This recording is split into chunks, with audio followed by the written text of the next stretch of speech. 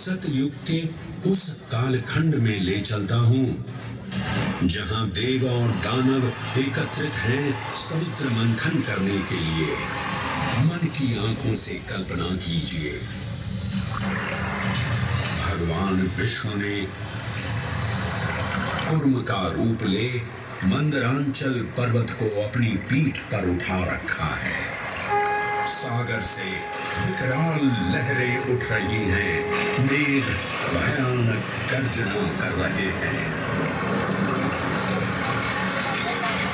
देव और दानव वासुकी सर्प को नेति बना और मंदार पर्वत को मथनी बना सागर को मथ रहे हैं कि तभी जल का पाप कालकूट विष निकलता है और पूरी सृष्टि को अपने ताप से झुलसाने लगता है। इस भयावह स्थिति ने देवताओं और असुरों के बीच हाहाकार मचा दिया। ये कैसा अनर्थ है?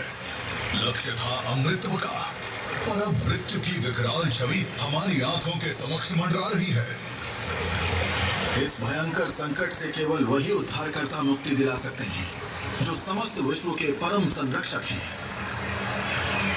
तभी सब महादेव की शरण में जाते हैं और पुकार लगाते हैं, ओ जाए। और फिर तुष्टा महादेव भक्तों की गुहार सुनते हैं, कैलाश से उतरते हैं, विष को अपनी अंजुलि में भर अपने कंठ में धारण करते हैं।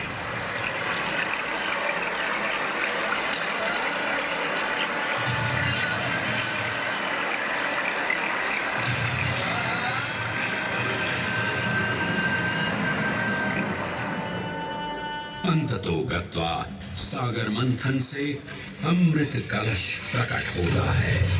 जैसे ही अमृत प्रकट हुआ, दानवों ने इसे केवल अपने आधिपत्य में लेने की आकांक्षा प्रकट की और संघर्ष छिड़ गया। आज यदि हम इस अमृत को प्राप्त कर सकें, तो हम देवताओं पर हमेशा के लिए प्रभुत्व स्थापित कर पाएंगे। अमृत अपात्र हाथों में ना जा पाए, क्योंकि ये अपनी शक्ति का असीम दुरुपयोग करेंगे। इस अराजकता के परिणाम स्वरूप अमृत की कुछ बूंदें छलकी और पृथ्वी तक पहुंच गई। 4 स्थलों पर स्पर्श हुआ इन बूंदों का, हरिद्वार, प्रयागराज, नासिक और उज्जैन। अमृत की इन्हीं बूंदों के कारण उज्जैन में हर 12 वर्ष पर कुंभ सिंहस्थ मेले का आयोजन होता है। भगवान शिव की लीला देखिए, लोक कल्याण के लिए स्वयं विषपान किया और अपनी नगरी पर अमृत वर्षा करवाई। अमृत की पावन बूंदों से अभिसिंचित ये दिव्य उज्जैन भूमि रामायण के पृष्ठों में भी सम्मिलित हुई। सतयुग के बाद त्रेता युग में माता सीता की खोज में वानर सेना का यहाँ आगमन हुआ।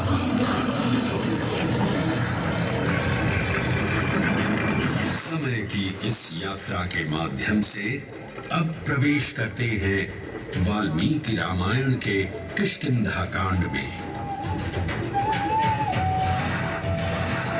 जब वानर राजा सुग्रीव अपने यूथपतियों से सभी प्रमुख स्थानों पर जाने के लिए कहते हैं और उन्हें अवंती नगर यानी उज्जैन जाने का आदेश भी देते हैं।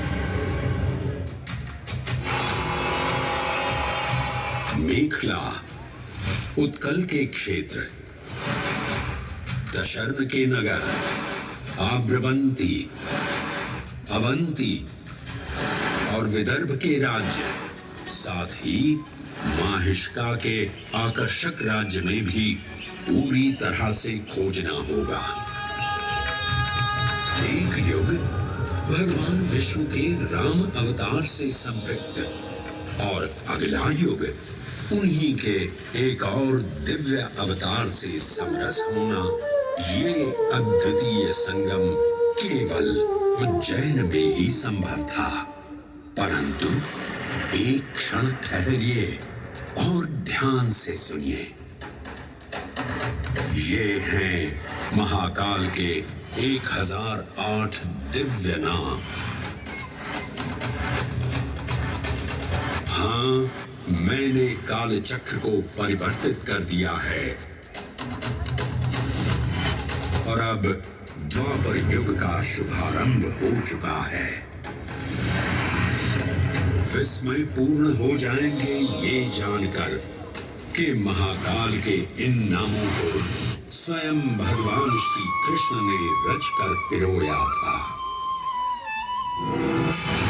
महाकाल सहस्र नामावली की ये अद्भुत रचना उस समय की है जब योगेश्वर कृष्ण, उनके मित्र सुदामा और शेषावतार बलराम ने अवंती नगरी में स्थित सांदीपनी ऋषि के आश्रम में वेदांत दर्शन और शस्त्र विद्या की शिक्षा ग्रहण की थी।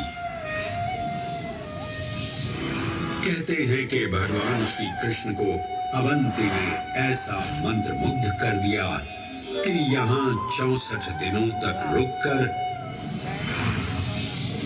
उन्होंने 64 विद्याएं और 14 कलाओं का ज्ञान लिया। उज्जैन का संबंध महाभारत से भी जुड़ा हुआ है।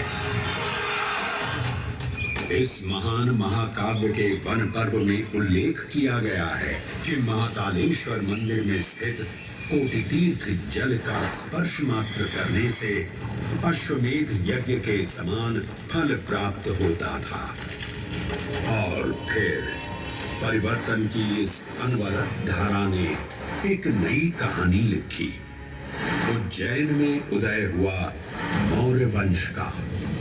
सम्राट बिंदुसार ने अपने पुत्र अशोक को उज्जैन का राज्यपाल बनाया और समय के साथ अशोक के शासनकाल में धर्म का विस्तार हुआ।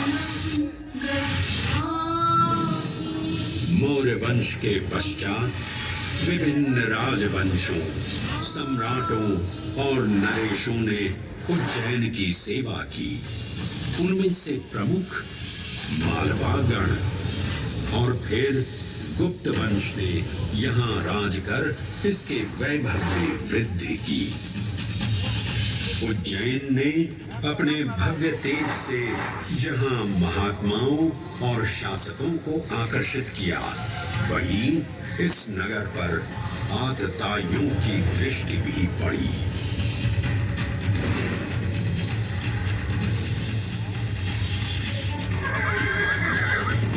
शक मध्य एशिया की खानाबदोश जनजाति थी, जिन्होंने उत्तर पश्चिमी और मध्य भारत के कुछ हिस्सों पर आक्रमण कर अपना शासन स्थापित किया। ईसा पूर्व प्रथम शताब्दी में जब भारत शकों के अत्याचार से त्रस्त था, तब उन शकों ने उज्जैन पर भी कब्जा कर लिया और फिर उज्जैन में उदय हुआ एक तेजस्वी योद्धा, महाराज विक्रमादित्य का। एक तरफ शकों का बल तो दूसरी तरफ विक्रमादित्य का अद्वितीय पराक्रम। विक्रमादित्य की तलवार महादेव के तीसरे नेत्र सी चमकी। प्रचंड युद्ध हुआ। महाकाल की कृपा से शूरवीरों ने शकों को परास्त किया और उज्जैन में गणतांत्रिक शासन स्थापित किया।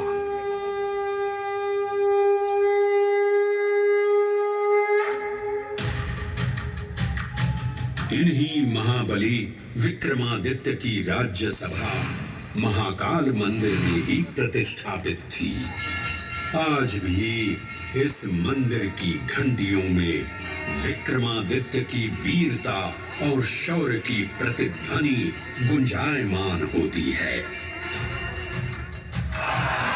राजा विक्रमादित्य और शकों के मध्य हुए युद्ध ने उज्जैन को कालचक्र से अभिन्न रूप से जोड़ दिया, क्योंकि जिस दिन उनको विजय प्राप्त हुई, उस गौरवशाली उपलब्धि के सम्मान में एक नवीन पंचांग का शुभारंभ किया गया, विक्रम संवत पंचांग।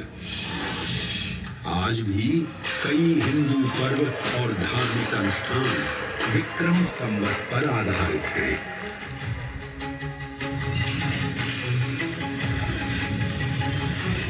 पृथ्वी की भौगोलिक कर्क रेखा इस पावन उज्जैन भूमि से होकर गुजरती है।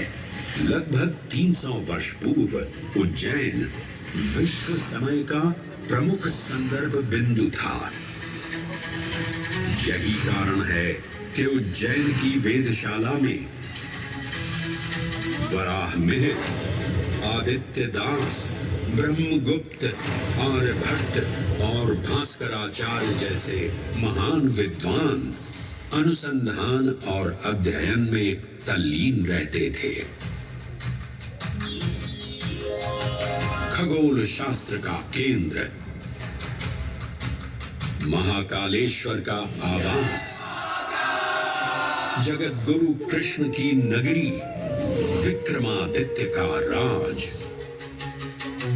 जयति जय उज्जैनी, वैभवशालिनी नगरी उज्जैन।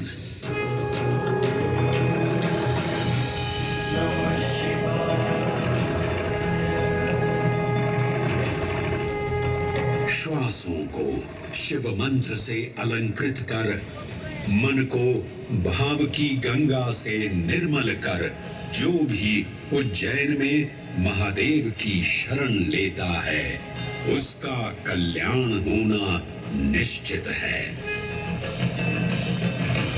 आज सुनी सबने गाथा महाकाल की, दर्शन जिनके दुर्लभ हैं, नमन करे जिन्हें काल भी, चरण में जिनके है बसा।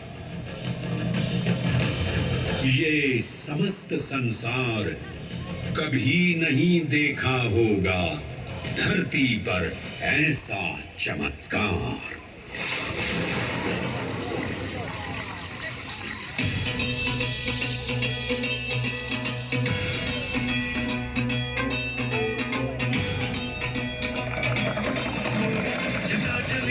जल प्रवाहमावितस्थले गले लम्बिताम्बुजं तुङ्गमालिका टमट्टमट्टमट्टमन्निनादमट्टमर्वयं चकार चन्द्रताण्डवं तनोतु न शिव शिव शिव।